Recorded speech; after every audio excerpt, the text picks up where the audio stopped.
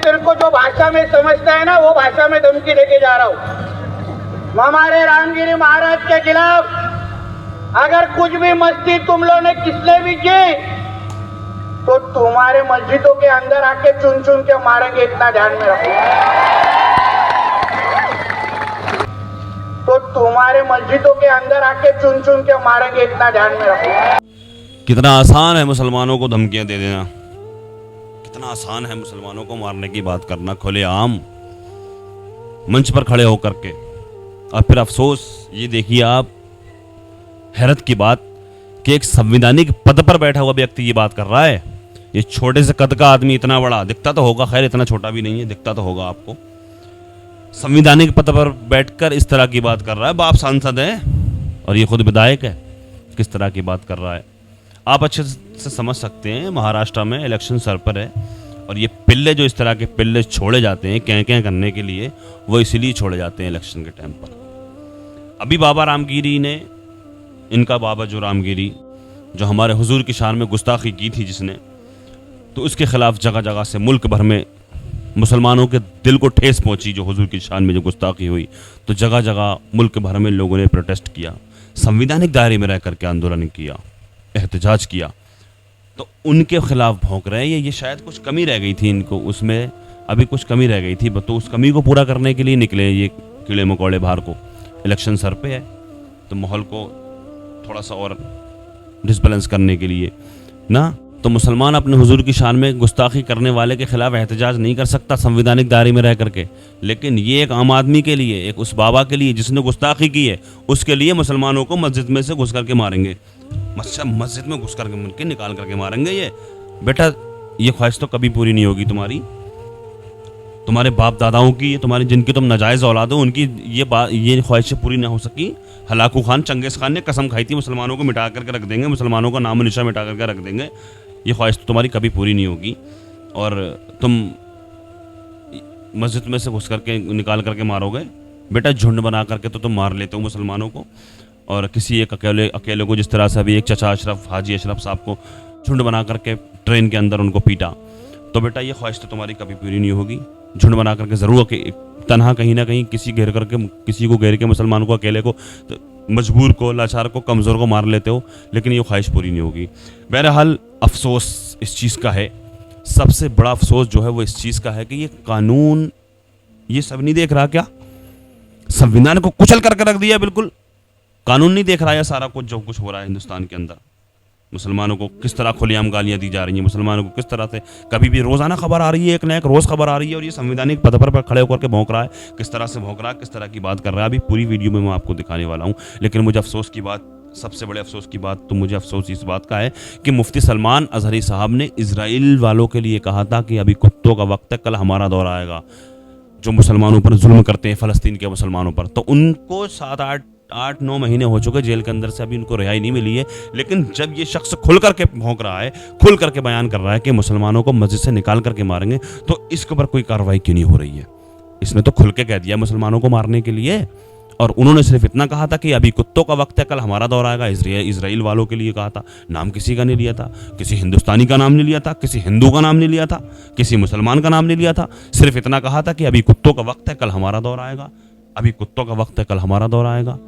तो उनको जेल में डाल दिया गया उठा करके। और ये बकवास कर रहा है, ये कह रहा है कि ये जो संवैधानिक पद पर बैठ के बोल रहा है, ये कह रहा है कि मुसलमानों को मस्जिद के से निकाल करके मारेंगे। ओहो बेटा, ये ख्वाहिश तो कभी पूरी नहीं होगी। आप लोग सुन ले जरा इसकी वीडियो एक बार आप लोग भी पूरी वीडियो देख लें। इसको किस अंदाज में कह रहा है फिर ये कि जिसकी जो ज़बान है उसकी ज़बान में बता रहा है। हिंदी मराठी भाषा है इसकी, तो हिंदी ज़्यादातर लोग समझ लेते हैं, तो हिंदी भाषा में बोला है इसने इस बात को कि भाई तुम्हारी ज़बान में तुम्हें समझा रहा हूँ। देखें इस वीडियो को, देखें वापिस एक बार। अगर हमारे रामगिरी महाराज के तरफ गांडू ना समझ लो पाहिजे ना, नहीं तो बोलते ये तो मराठी में बोल के गया, मेरे को कुछ समझा ही नहीं, इसलिए तेरे को जो भाषा में समझता है ना वो भाषा में धमकी देके जा रहा हूँ। हमारे रामगिरी महाराज के खिलाफ अगर कुछ भी मस्ती तुम लोगों ने किसने भी की तो तुम्हारे मस्जिदों के अंदर आके चुन चुन के मारेंगे, इतना ध्यान में रखो।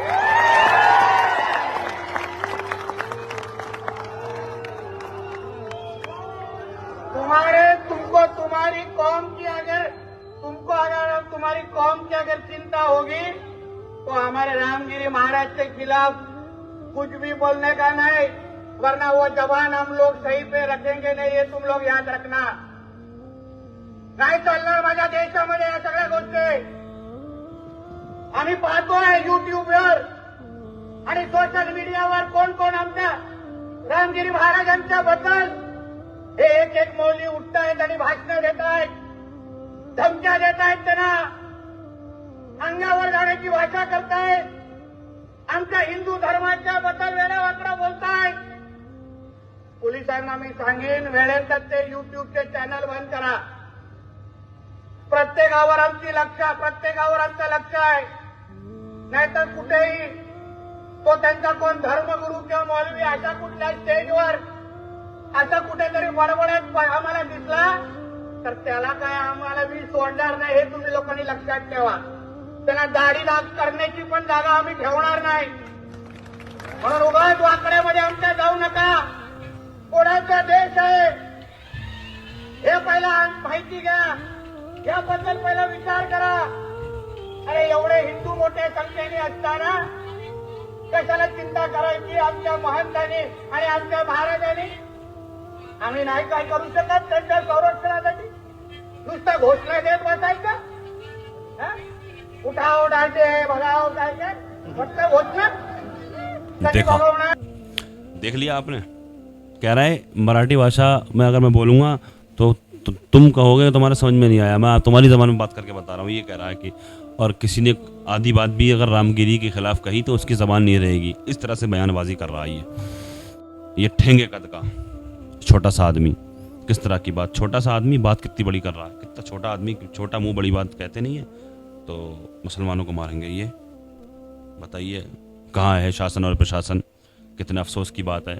इन हिजड़ों को किसने छोड़ दिया, कौन इन शय दे रहा है इन हिजड़ों को, इन हिजड़ों की औलादों को किसने शय दे रखी है. आखिर कानून कहाँ है, संविधान को कुचल करके रख दिया. बड़ी शर्म की बात है, बड़े शर्म की बात है, बड़े अफसोस की बात है. मुफ्ती सलमान अदरी साहब को रिहा किया जाए. इतना बड़ा गुनाह नहीं था मुफ्ती सलमान अदरी साहब का. मुफ्ती साहब ने सिर्फ ये कहा था अभी कुत्तों का वक्त है, कल हमारा दौर आएगा. और ये बकवास कर रहा है, ये जो भौंक रहा है, ये कह रहा है कि मुसलमानों को मस्जिदों में घुस करके मारेंगे, मस्जिद से निकाल करके मारेंगे. करके देख ले बेटा, कर लो, कोशिश कर लो अपनी, ये कोशिश भी कर लो अपनी.